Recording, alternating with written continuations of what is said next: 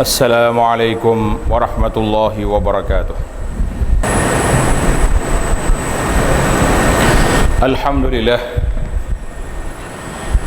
Alhamdulillahilladzi khalaqal insana wa 'allamahul bayan wa ja'ala lahus sam'a wal basara wal jinan. Subhanahu amara bil 'adli wal ihsan wa naha 'anil zulmi wat tughyan. Asyhadu an la ilaha illallah wahdahu la syarika lah wa asyhadu anna sayyidana wa nabiyyana Muhammadan 'abduhu wa rasuluh. Ballagha ar-risalata wa adda al-amanata wa nasaha al-ummah. Allahumma salli wa sallim wa barik ala 'abdika wa rasulika Muhammad wa ala alihi wa sahbihi wa man sar ala nahjihi wahtada bihadihi wastanna bisunnati ila yaumiddin. Amma ba'd. Fa ya ibadallah ittaqullaha haqqa tuqatih wa la tamutunna illa wa antum muslimun wa'tasimu bihablillahi jami'a wa la tafarraqu. Wahai hamba-hamba Allah, hendaklah kita bertakwa kepada Allah Azza wa Jalla dengan sebenar-benarnya, kerana perjalanan hidup manusia hanya beberapa hari sahaja.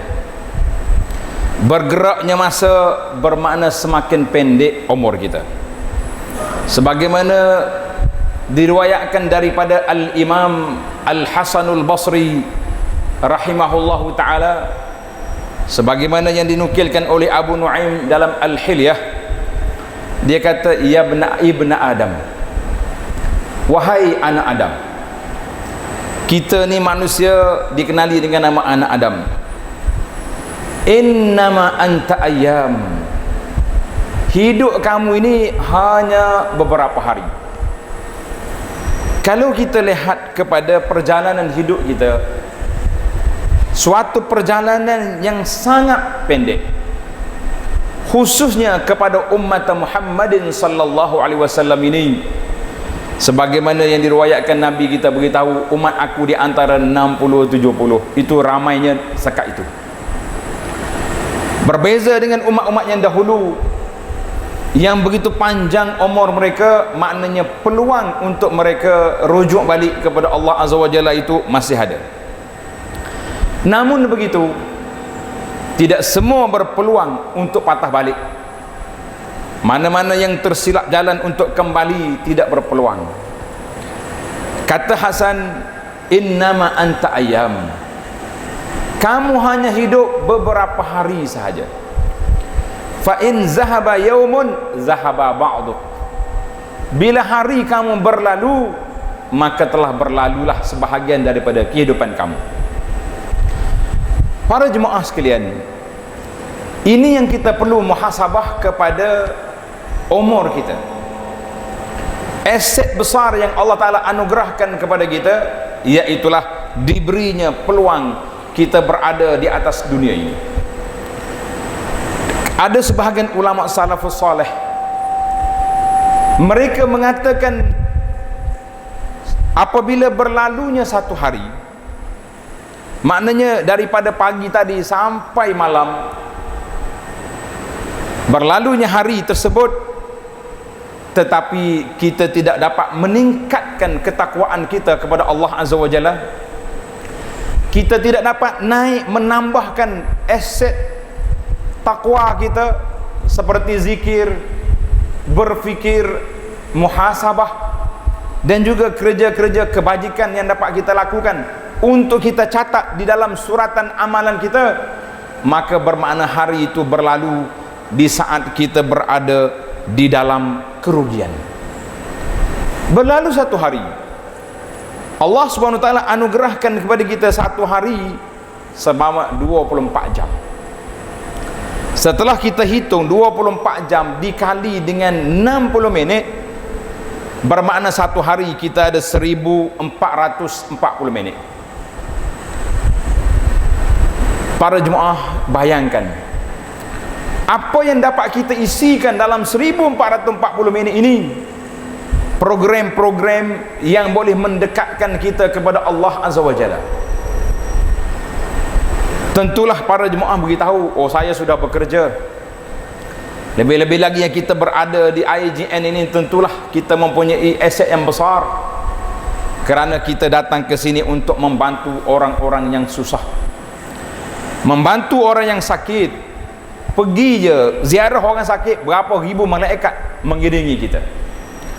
Bagaimana kalau kita keluar daripada rumah dengan niat untuk membantu orang sakit?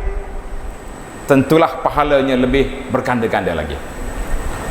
Demikian juga apabila terjadi satu peristiwa besar pada tahun 1441 ini, iaitulah beberapa perkara terpaksa ditangguhkan. Contohnya, daripada awal sebelum Ramadan kita telah merancang untuk melakukan umrah, tak dapat pergi. Berapa puluh ribu jemaah haji yang telah membuat persiapan, berbelah-belah siri kursus tabung haji telah dihadiri, tambah lagi dengan kuliah-kuliah yang dibuat oleh pihak swasta.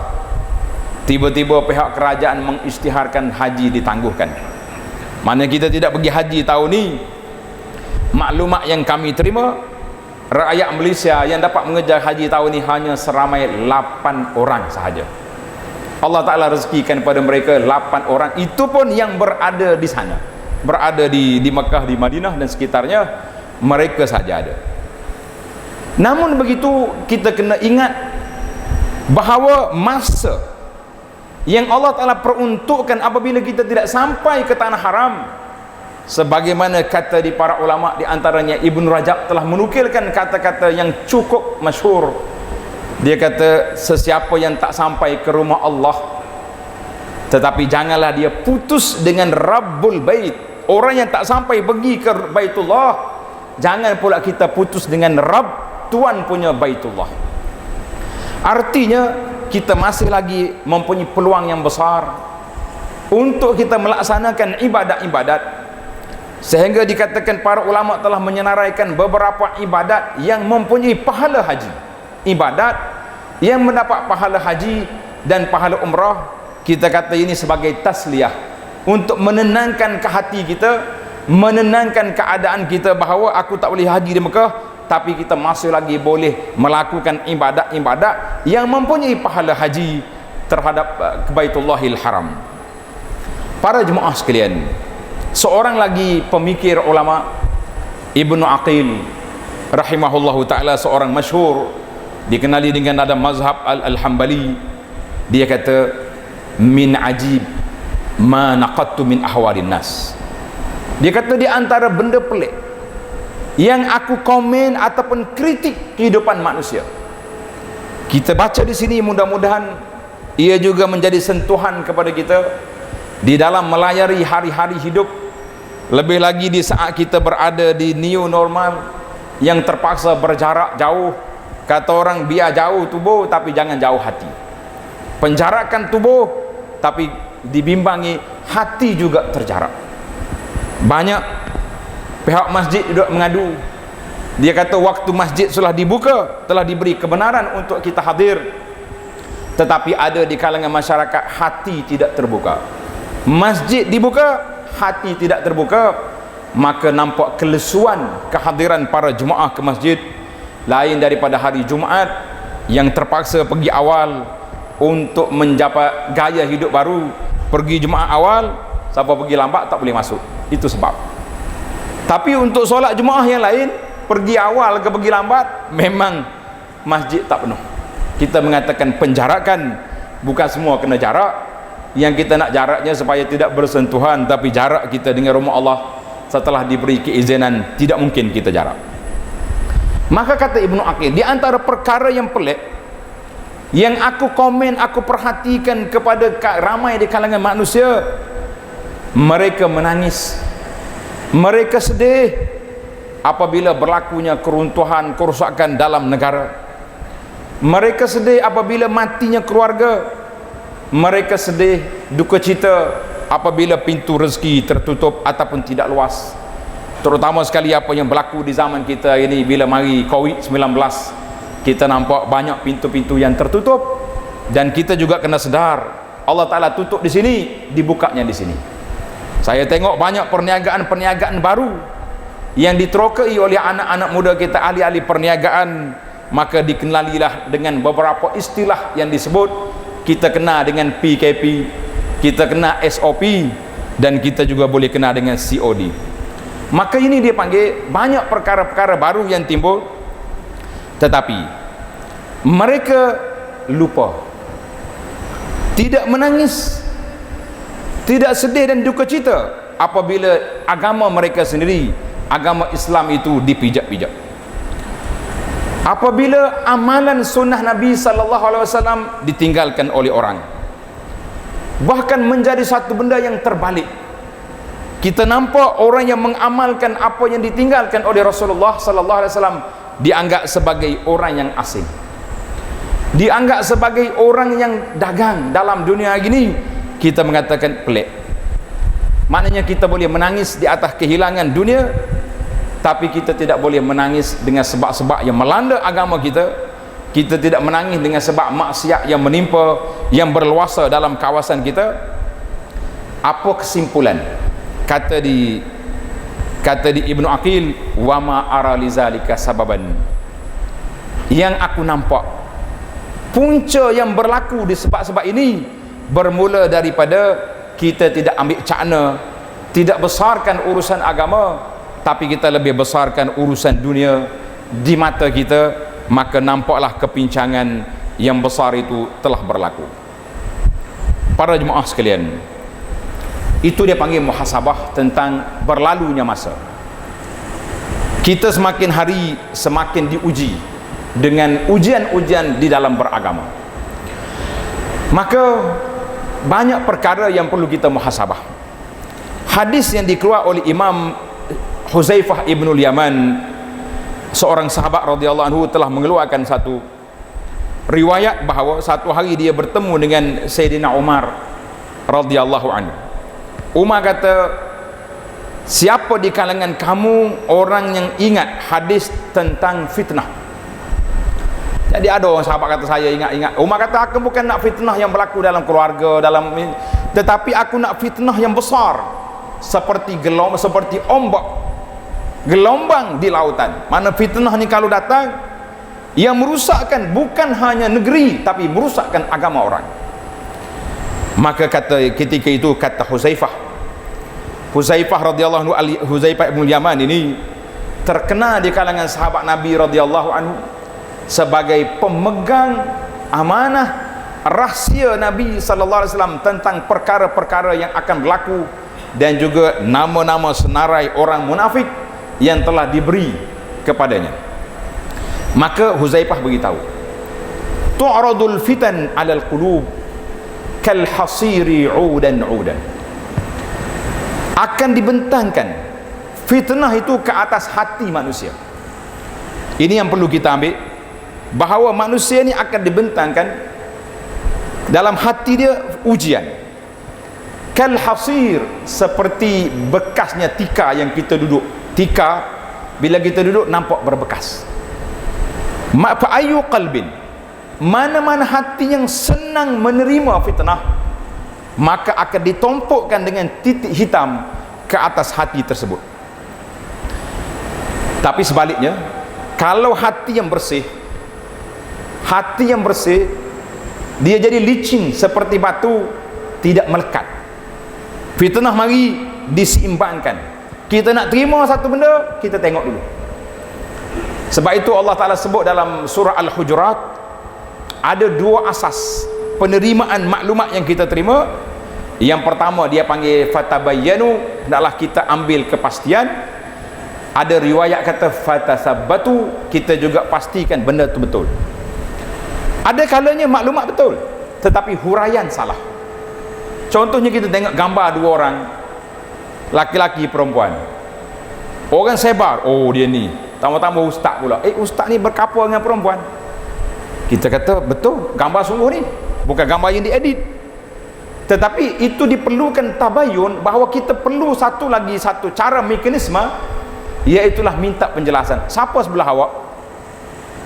Jangan beri peluang kepada tangan-tangan yang kotor, Bila menyebarkan berita, menyebarkan gambar dan maklumat, ditulis di bawah biar gambar berbicara. Kita kata ini adalah merupakan pintu fitnah yang melanda masyarakat hari ini. Apabila dibuka pintu fitnah, dia panggil biar gambar berbicara. Kita kata ini tidak. Maka biarlah hati kita ni putih, hati kita tu licin, tidak mudah melekat maklumat-maklumat yang salah. Maka ketika itulah dia menjadi putih dan tidak akan terkesan dengan fitnah. Madamatis samawati wal ard, selama ada langit dengan bumi ini, orang ini tidak benar. Tetapi yang berbahaya apabila semua perkara yang kita terima, Nabi kita buat aswadu mirba, dan menjadi seperti hitam yang berdebu, hitam yang berdebu, keputihan, kita tak nampak seperti bekas yang terbalik. La ya'rifu ma'rufan wa la yunkiru munkaran, kita tak tahu lagi mana yang benar dan mana yang salah. Para jemaah sekalian, saatnya kita duduk hari ini, masa yang kita ada cukup singkat. Tetapi bagaimana kita nak menangani, mengambil suatu pendekatan yang besar? Sebagaimana kata di ulama hadis tentang syarah hadis ini, dua jenis hati manusia ini. Ada yang mudah menerima dan ada yang mencari kebenaran sebelum kita menerima. Maka disitulah kita perlu kepada suatu perkara sebelum kita terima maklumat, sama ada berita yang berlaku hari ini ataupun apa sahaja fitnah yang berlaku, bahkan lebih-lebih lagi maklumat di dalam beragama. Kita boleh je tengok poster orang post puasa pada hari Arafah, berdoa hari Arafah, kita berdoa pada pukul 7.30 petang sampai 12, sedangkan kita berpuasa, berbuka puasa ikut Malaysia. Tapi oleh kerana poster keluar, kita pun ikut juga.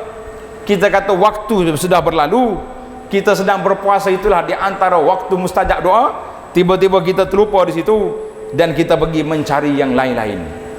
Maka para jemaah sekalian, marilah kita isi masa kita, marilah kita isi masa perjalanan hidup kita yang singkat ini, iaitulah dengan mengambil perkara-perkara yang jelas dalam hidup, dan juga perkara-perkara yang sudah nyata kebenarannya yang telah disebut oleh Allah Azza wa Jalla, yang telah ditinggalkan oleh Nabi sallallahu alaihi wasallam, supaya kita tidak tidak menyesal di akhirat nanti. Sebagaimana yang Allah Taala sebut dalam Al-Quran Karim, a'udzubillahi minasyaitonir rajim, bismillahirrahmanirrahim, wal 'asr innal insana lafi khusr illa alladhina amanu wa 'amilus salihati wa tawasaw bil haqqi wa tawasaw bis sabr. Barakallahu li wa lakum fil Qur'anil azim wa nafa'ani wa iyyakum bima fi ayati wa dzikril hakim. Aqulu ma tasma'un wa astaghfirullaha li wa lakum fastaghfiruhu innahu huwal ghafurur rahim.